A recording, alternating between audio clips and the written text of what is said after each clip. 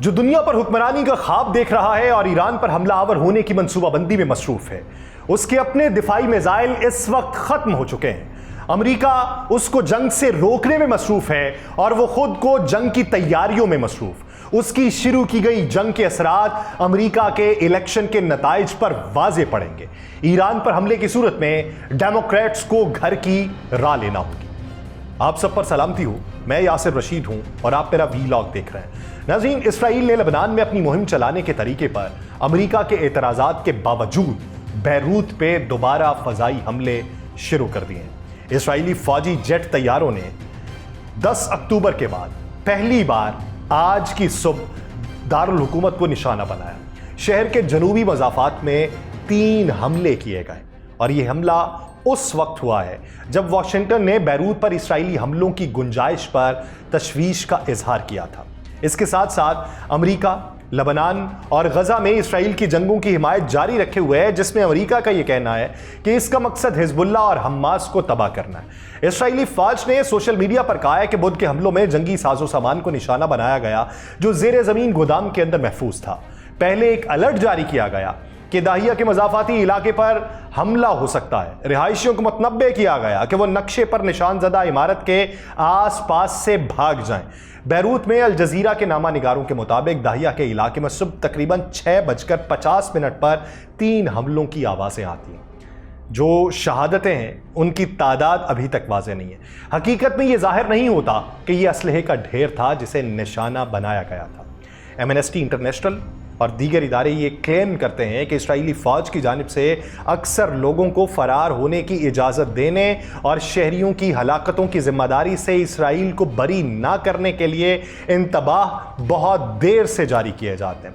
Beirut پر حملوں کا دوبارہ آغاز اس کے فوراً بعد ہوا جب امریکی حکومت کے ترجمان نے لبنان اور غزہ میں اسرائیل کی فوجی مہمات کے انعقاد پر تشویش کا اظہار کرتے ہوئے پہلے سے زیادہ سخت زبان استعمال کی۔ محکمہ خارجہ کے ترجمان میتھیو ملر نے کہا کہ جب بات بم دھماکوں کی مہم کے دائرہ کار اور نوعیت کی ہو جسے ہم نے گزشتہ چند ہفتوں کے دوران بیروت میں دیکھا ہے، تو یہ وہ چیز ہے جسے ہم نے اسرائیل کی حکومت پہ واضح کر دیا تھا جس سے ہمیں تحفظات تھے اور ہم اس کے مخالف تھے۔ امریکہ ایسی سٹیٹمنٹ کیوں دے رہا ہے؟ کیونکہ اس کا تو دفاعی ایگریمنٹ ہے ان کے ساتھ۔ میں آگے چل کے بتاؤں گا کہ امریکہ ایسی سٹیٹمنٹ کیوں دے رہا ہے۔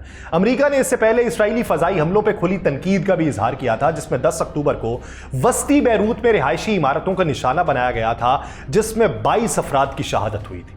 لبنانی دارالحکومت میں نسبتاً پرسکون دور رہا ہے، لیکن 5 دن کے بعد اب یہ بیروت واپس آ چکا ہے اور جنوبی مضافاتی علاقے کے خلاف ایک بہت سنگین حملہ قرار دیا جا رہا ہے۔ اسی دن لبنان کے نگراں وزیر اعظم نجیب میقاتی نے کہا تھا کہ امریکی حکام نے یہ یقین دہانی کرائی ہے کہ اسرائیل دارالحکومت پر اپنے حملوں کو کم کرے گا، اور یہ کہ واشنگٹن اسرائیل پر جنگ بندی کے لیے دباؤ ڈالنے میں سنجیدہ ہے۔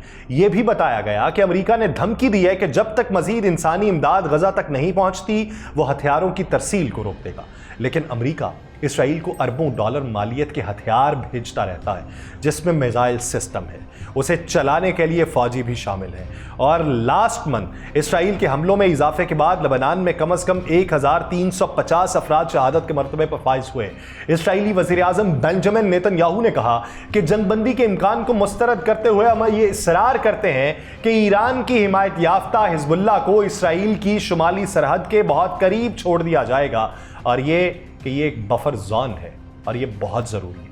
حزب اللہ کے نائب رہنما نعیم قاسم نے کل کے دن یہ کہا تھا کہ جنگ بندی ہی تنازع کا واحد حل ہے، لیکن اس نے اسرائیل میں اپنے میزائل حملوں کا دائرہ وسیع کرنے کی دھمکی بھی دی تھی، اس وجہ سے کہ اگر یہ باز نہیں آئیں گے تو پھر ہم دائرہ کار بڑھا دیں گے۔ اور آج صبح اسرائیلی فوج نے کہا کہ لبنان سے تقریباً 50 پروجیکٹل فائر کیے گئے، کسی جانی نقصان کی اطلاع نہیں ہے۔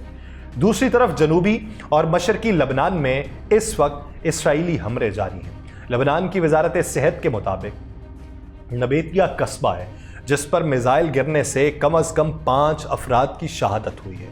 قنا قصبے میں کم از کم مزید 15 افراد کی شہادت کے مرتبے پر فائز ہو جانے کی اطلاعات ہے۔ یہ ہم کلیم نہیں کرتے، برطانوی اخبار بھی کلیم کر رہے ہیں کہ ہتھیاروں کی صنعت سے تعلق رکھنے والے افراد اور دفاعی تجزیہ کاروں کا حوالہ دیتے ہوئے یہ دعویٰ کیا جا رہا ہے کہ اسرائیل کو ایران کی طرف سے کسی نئے میزائل حملے سے اپنا دفاع کرنے کے لیے دفاعی نظام میں استعمال ہونے والی میزائلز کی کمی کا سامنا ہے، یعنی اس کے انٹرسپٹر کم ہو رہے ہیں۔ امریکہ اسرائیل کے فضائی دفاعی نظام میں موجود خلا کو دور کرنے میں مدد کرتے ہوئے اسے ٹرمینل ہائی ایلٹیوڈ ایریا ڈیفنس یعنی تھاڈ دفاعی نظام فراہم کر رہا ہے، لیکن امریکی محکمہ دفاع کے سابق اہلکار کا یہ کہنا ہے کہ اسرائیل کو درپیش انٹرسپٹرز میزائلز کی کمی کا معاملہ انتہائی تشویشناک ہے۔ اگر ایران کی جانب سے اسرائیل کے ممکنہ حملے کا جواب دیا جاتا ہے اور حزب اللہ بھی اس کے اندر شامل ہو جاتی ہے تو اسرائیل کا فضائی دفاعی نظام مشکلات کا شکار ہو جائے گا۔ امریکہ کے پاس انٹرسپٹر میزائلز کا ذخیرہ لامحدود نہیں ہے اور امریکہ یوکرین اور اسرائیل کو ایک ہی رفتار سے سپلائی جاری نہیں رکھ سکتا۔ اسرائیل ایرو اسپیس انڈسٹریز اسرائیل کی ایک سرکاری کمپنی ہے جو بیلسٹک میزائلز کو مار گرانے کے لیے استعمال ہونے والے ایرو انٹرسپٹرز بناتی ہے۔ اس کمپنی کے چیف ایگزیکٹو بوز لیوی نے یہ دعویٰ کیا ہے کہ وہ میزائلز کی پیداوار کو یقینی بنانے کے لیے 3 شفٹس چلا رہے ہیں۔ ان کی کچھ پروڈکشن لائنز 24 گھنٹے اور ہفتے کے 7 دن کام کر رہی ہے۔ ٹینشن کیا پڑی ہوئی ہے کہ اگر بھاری تعداد میں پھر میزائل آئے تو دفاع کرنے میں ہمارے پاس کچھ نہیں ہوگا، ہمارے پاس لامحدود ذخیرہ موجود نہیں ہوگا۔ اسرائیلی وزارت دفاع کے ایک سابق ریسرچر کا حوالہ دیتے ہوئے فائنینشل ٹائمز یہ دعویٰ کرتا ہے کہ 1 اکتوبر کو اسرائیل پر ہونے والے ایران کے میزائل حملے میں اسرائیل نے اس خدشے کے پیش نظر تمام انٹرسپٹر استعمال نہیں کیے کہ کہیں ایران اگلا حملہ تل ابیب کے اوپر ہی نہ کر دے۔ اسرائیلی وزارت دفاع کے سابق ریسرچر نے یہ بھی کہا کہ اگر صورتحال یہی رہی تو اسرائیل کو انٹرسپٹرز کے استعمال کے حوالے سے محتاط ہونا پڑے گا۔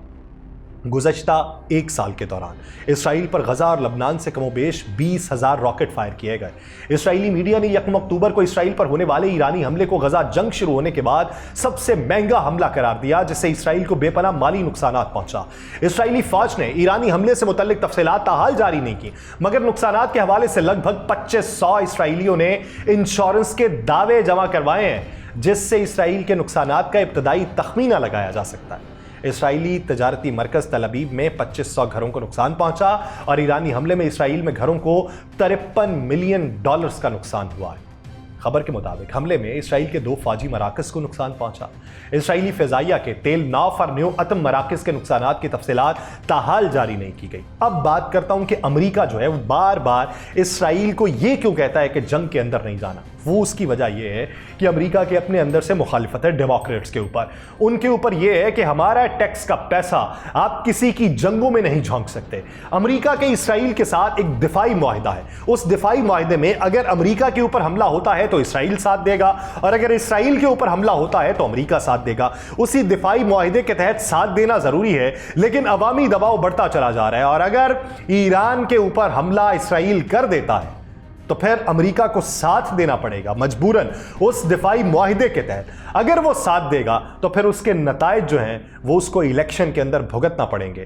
ڈیموکریٹس کو بھاری تعداد میں ووٹ کی کمی کا سامنا کرنا پڑے گا، لوگ مخالف ہوتے چلے جائیں گے، اور وہاں کی یہودی کمیونٹی بھی ہو سکتا ہے کہ امریکہ کا ساتھ نہ دے، جو اس وقت امریکہ کے اندر مقیم ہے۔ دیکھیے کہ خطے کے حالات مزید کون سا رخ اختیار کرتے ہیں۔ مجھے دیجیے اجازت، اللہ نے کے بعد۔